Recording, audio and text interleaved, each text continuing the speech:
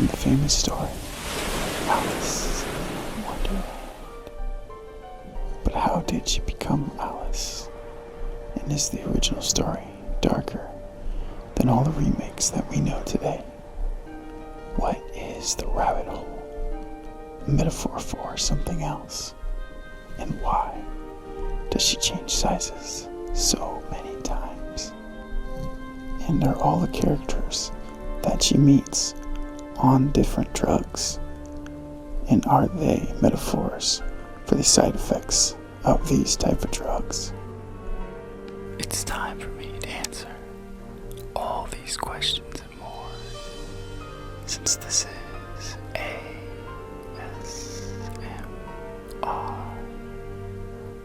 Aaron, back at it again with another daily video to help you relax.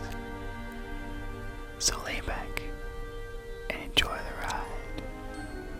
I hope this read helps you get you through your day, or even better, I hope this video helps you gently fall asleep. I can't wait to get started. This is the tale of Alice in Wonderland.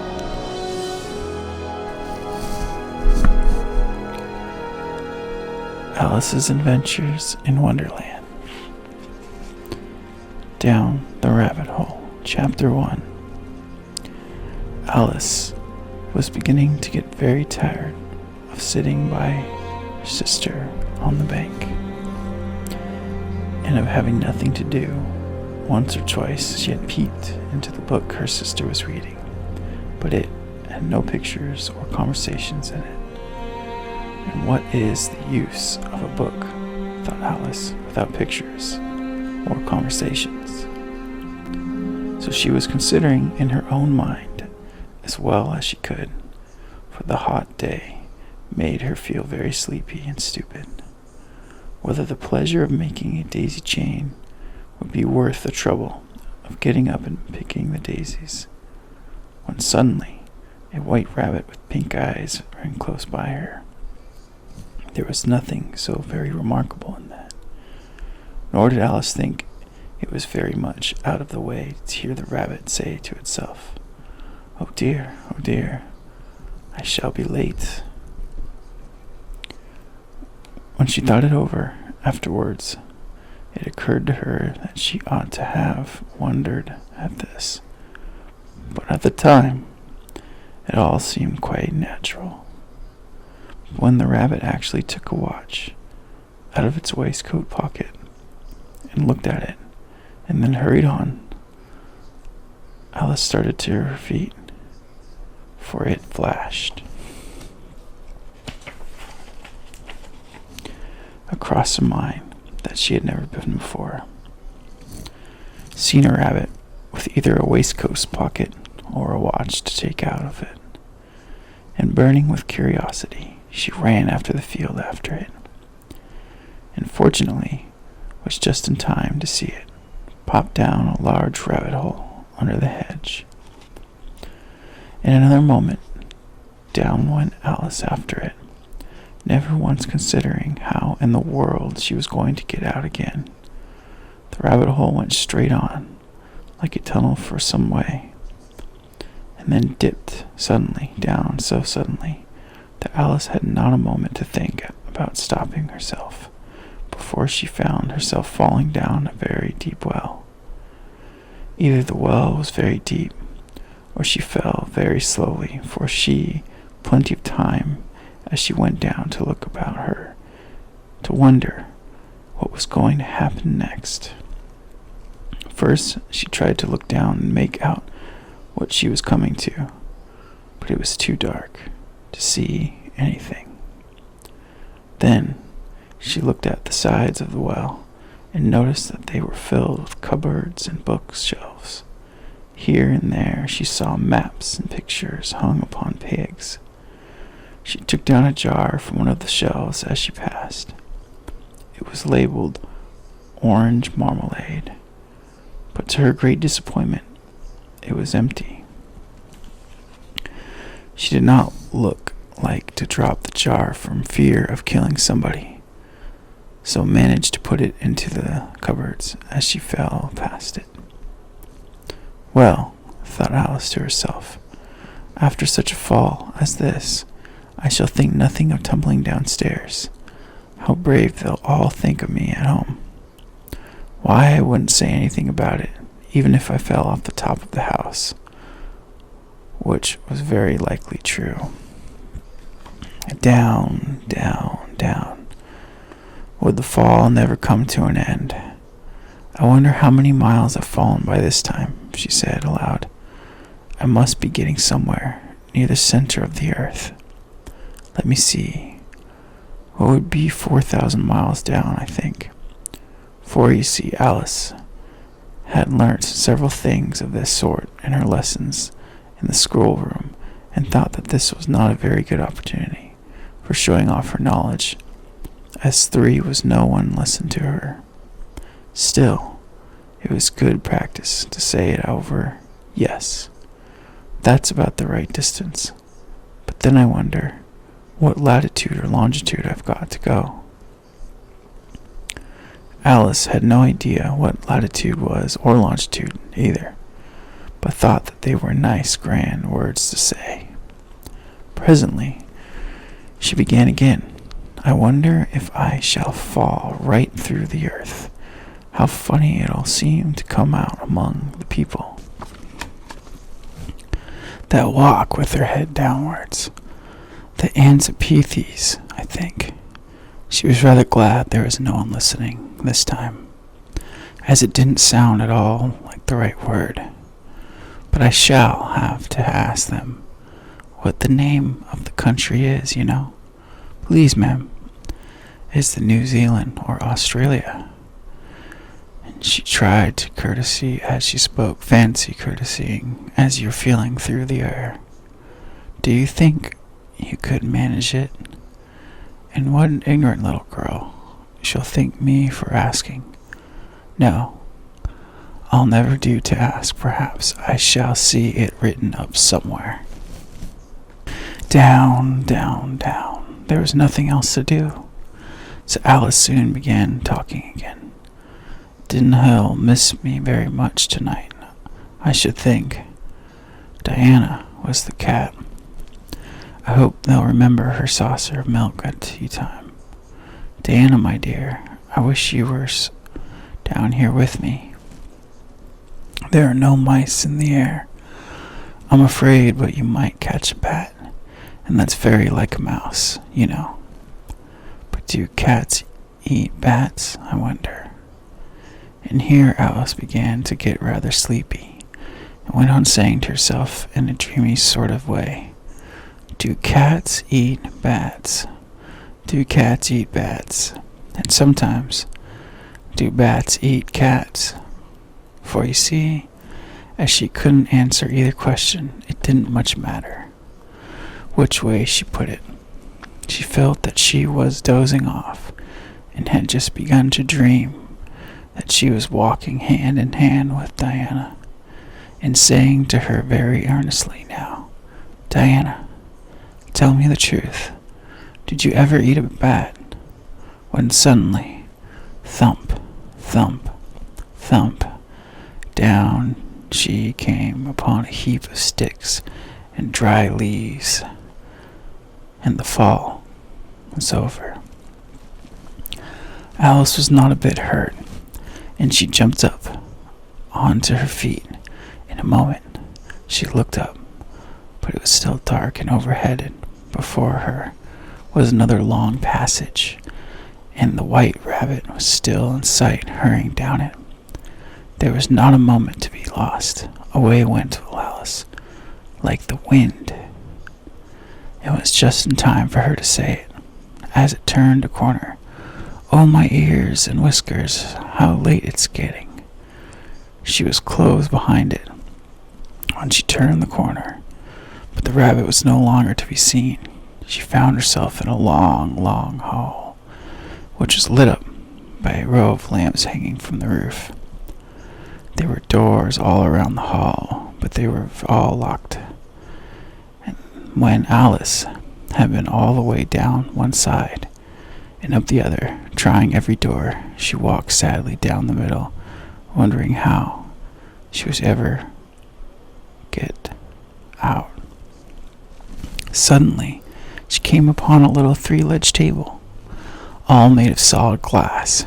There was nothing on it except the tiny golden key, and Alice's first thought was that it might belong to one of the doors of the hall. But alas, either the locks were too large or the key was too small. But at any rate, it would not open any of them. However, on the second time around, she came upon a low curtain she had noticed before, and behind it was a little door, 15 inches high. She tried the little golden key in the lock, and to her great delight, it fitted. Alice opened the door and found that it led into a small passage, not much larger than a rabbit hole. She knelt down and looked along the passage into the loveliest garden you ever saw. How she longed to get out of the dark hall and wandered about amongst the beds, bright flowers, and those cool fountains, but she could not even get her head through the doorway. And even if my head would go through, poor Alice, it would be of little use without my shoulders. Oh, how I wish I could shut up like a telescope. I think I could, if I only knew how to begin. For you see, so many of out-of-way things had happened lately that Alice had begun to think that there were very things indeed were really impossible. There seemed to be no use in waiting by the little door, so she went back to the table, half hoping she might find another key on it, or at any rate a book of rules for shutting people up like a telescope. This time she found a little bottle. On it, which certainly was not there before, said Alice. And round the neck of the bottle was a paper label with the words "Drink Me" beautifully printed on a large bottle. It was all very well to say, "Drink me," but the wise little Alice was not going to do that in a hurry. "No, I'll look first," she said, "and see whether it's marked poison or not." For she had read several nice little histories about children who had gotten burnt and eaten up by wild beasts and other unpleasant things, all because they would not remember the simple rules their friends had taught them, such as that a red-hot poker will burn you if you hold it up too long, and that if you cut your finger very deeply with a knife, it usually bleeds. And she had never forgotten that if you drink much from a bottle marked poison, it is almost certain to disagree with you sooner or later. However, this bottle was not marked poison. Alice ventured to taste it, and finding it very nice, it had in fact a sort of mixed flavor of cherry, tart, custard, pineapple, roasted turkey, coffee, and hot buttered toast. She would very soon finish it off. With a curious feeling, said Alice, I must be shutting up like a telescope. And so it was indeed. She was now only 10 inches high, and her face brightened up at the thought that she was now the right size for going through the little door into the lovely garden. First, however, she waited for a few minutes to see if she was going to shrink any further. She felt a little nervous about this, for it might end, said Alice to herself, in my going out altogether like a candle. I wondered what I should be like then, and she tried to fancy what the flame of the candle is like after the other candles is blown out, for she could not remember ever hearing seen such a thing. After a while, finding that nothing more happened, she decided on going into the garden at once. But alas, for Poor Alice, when she got to the door, she found that she had forgotten the little golden key, and when she went back to the table for it, she found that she could not possibly reach it. She could see it quite plentifully through the glass, and she tried her best to climb up one of the legs of the table, but it was too slippery. And when she had tried herself out with trying, the poor little thing sat down and cried. "Come, there's no use I'm crying like that," said Alice to herself, rather sharply. "I advise you to leave off the minute." She generally gave herself very good advice, though she very seldomly followed it. Sometimes she scolded herself so severely as it bring tears to her eyes, and once she remembered trying to box up her own ears, of having cheated herself in a game of croquet she was playing against herself, for the curious child was very fond of pretending to be two people.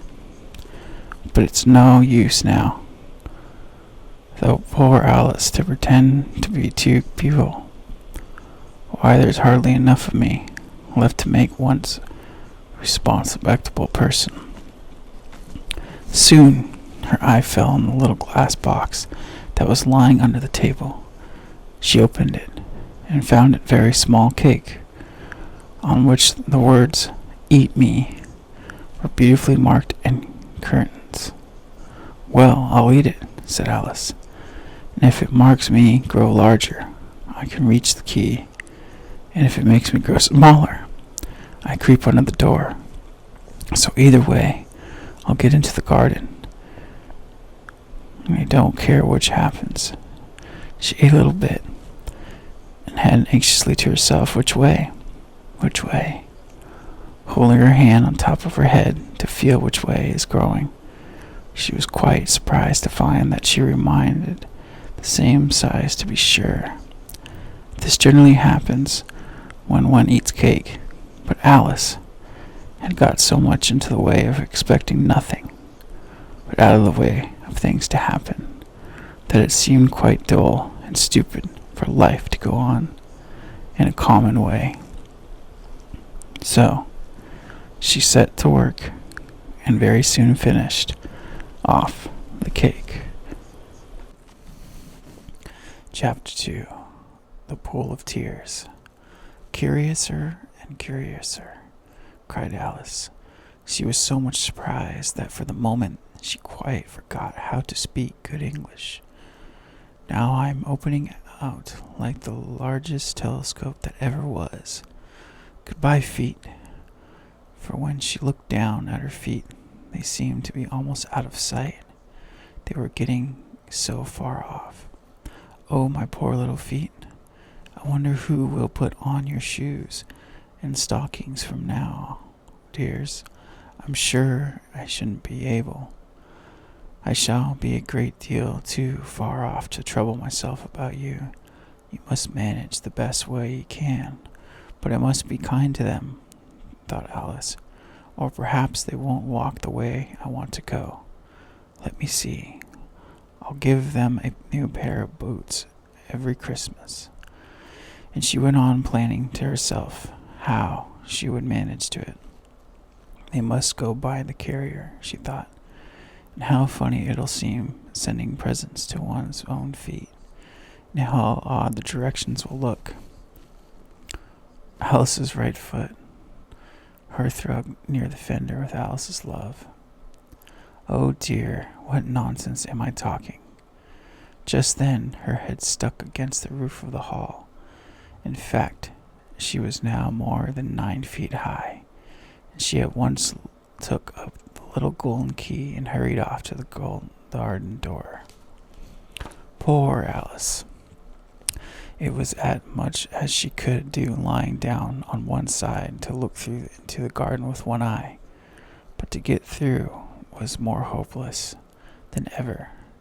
She sat down and began to cry again. "You ought to be ashamed of yourself," said Alice. "A great girl like you," she might well say this, "to go on crying in this way. Stop this moment, I tell you." But she went all the same, shedding gallons of tears until there was a large pool around her, about 4 inches deep, reaching half down the hall. After a time, she heard a little pattering of feet in the distance, and she hastily dried her eyes to see what was coming. It was the White Rabbit, returning, splendidly dressed with a pair of white kid gloves in one hand and a large fan in the other. He came trotting along in a great hurry, muttering to himself as he came, "Oh, the Duchess, oh, won't she be savage if I've kept her waiting?" Alice felt so desperate that she was ready to ask help for anyone. So when the rabbit came near her, she began, in a low, timid voice, "If you please, sir." The rabbit started violently dropping the white kid gloves, the fan, and scurried away into the darkness as hard as he could go. Alice took up the fan and the gloves, and as the hall was very hot, she kept fanning herself. All the time she went on talking. "Dear, dear, how queer everything is today, and yesterday things went on just as usual. I wonder if I've been changed in the night. Let me think. Was I the same when I got up this morning? I almost think I can remember feeling a little different. But if I'm not the same, the next question is, who in the world am I? And that's the great puzzle." And she began thinking over all the children she knew that were of the same age as herself, to see if she could have the change for any of them. "I'm sure not Ada," she said, "for her hair goes in such long wrinkles, and mine doesn't go in wrinkles at all. And I'm sure I can't be Mabel, for I know all sorts of things. And she knows very little. Besides, she's she, and I'm I. And oh dear, how puzzling it is. I'll try if I know all the things I used to know. Let me see. 4 times 5 is 12. 4 times 6 is 13. And 4 times 7 is... Oh dear. I shall never get to 20 at the rate. However, the multiplication table doesn't signify. Let's try geography. London is the capital of Paris, and Paris is the capital of Rome. And Rome, no, that's all wrong. I'm certain it must have been changed for Mabel. I'll try, and I'll say, how does the little... She crossed her hands on her lap, as if she was saying lessons, and began to repeat it. But her voice sounded hoarse and strange, and the words did not come the same as they used to. How doth the little cradle improve his shining tail, and pour the water of the Nile in every golden scale? How cheerfully he seems to grin, how neatly spread his claws, and welcome little fishes in with gently smiling jaws. I am sure those are not right words, said poor Alice, and her eyes filled with tears again as she went on. I must be Mabel after all, and I shall have to go and live in the poky little house, and have next to no toys to play with, and oh, every so many lessons learned. No, I made up my mind about it, and I'm Mabel. I'll stay down here. It'll be no use their putting their heads down and saying, come up again, dear. I shall only look up and say, who am I then? Tell me that first, and then, if I like being that person, I'll come up. If not, I'll stay down here, be somebody else. But oh dear, cried Alice, with a sudden burst of tears, I do wish they would put their head down. I am so very tired of being all alone here. As she said this, she looked down at her hands and was surprised to see that she had put on the rabbit's little white kid gloves while she was talking. How could I have done that? She thought, I must be growing small again. She got up and went to the table, measured herself by it, and found that I was nearly as she could guess. She was now about 2 feet high, It was going on shrinking rapidly. She soon found out that the cause of this was the fan she was holding. She dropped it hastily, just in time to avoid shrinking away altogether. "That was a narrow escape," said Alice, a good deal frightened at the sudden change, but very glad to find herself still in existence. "And now for the garden." She ran with all speed back to the little door, but Alice, the little door was shut again, and the little golden key was lying on the glass table as before, and things were worse than ever, thought the poor child, for I never was so small at this, never. And I declared it's too bad that it is. As she said these words, for her foot slipped. In another moment, splash! She was up on her chin in salt water. Her first idea was that she had somehow fallen into the sea, and in that case, I can go back by the railway, she said to herself.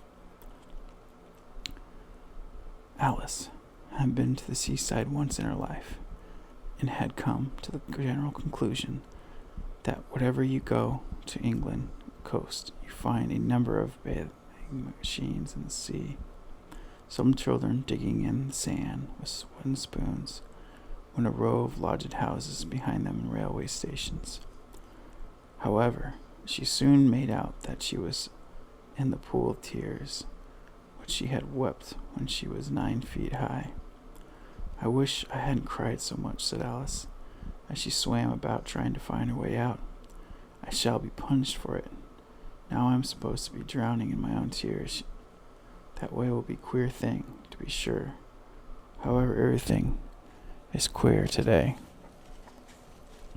Just then, she heard something splashing about in the pool, a little way off, and she swam nearer to make it out. And it was the first day she thought it must be walrus or hippopotamus. But then she remembered how small she was, and she made out that it was only a mouse, and it had slipped in like herself. "Wouldn't it be of any use now," said Alice, "to speak to this mouse? Everything is so out of the way down here that I should think very little likely it can talk. At any rate, there's no harm in trying." So she began, "A mouse. Do you know the way of this pool? I'm very tired of swimming about here, oh mouse." Alice thought this must be the right way of speaking to the mouse. She had never done such a thing before, but she remembered having seen in her brother's Latin grammar, "A mouse of a mouse, to a mouse, oh mouse." The mouse looked at her rather inquisitively, and seemed to her to wink with one of its little eyes, but it said nothing. "Perhaps it doesn't understand English," thought Alice. "I dare say it's a French mouse, come over with William the Conqueror." For with her knowledge of history, Alice had no clear notion how long ago anything happened. So she began again, "Oh, es ma chati," which was the first sentence in her French lesson book. The mouse gave a sudden leap out of the water, and seemed to quiver all over the fright. "Oh, I beg your pardon," cried Alice, hastily, afraid that she had hurt the poor animal's feelings. "I quite forgot you didn't like cats." "Not like cats," cried the mouse, in a shrill, passionate voice. "Would you like cats if you were me?" "Well, perhaps not," said Alice, in a soothing tone.